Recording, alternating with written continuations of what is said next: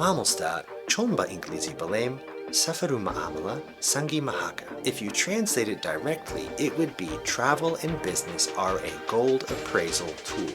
But there are two problems with this wise saying if you want to say it in English. One, the direct translation doesn't make any sense in English. And two, we don't have an equivalent proverb or saying in English. So instead, we need to make one. I suggest travel and business reveal someone's true character. Or, if you want it to rhyme, join a man for a trip or a business deal.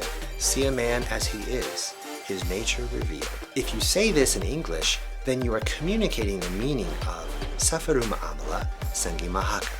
That someone might pretend to be one kind of person, but if you go on a long trip with them or if you do business with them, then you will know what they are really like. Are they like real pure gold or are they a fake?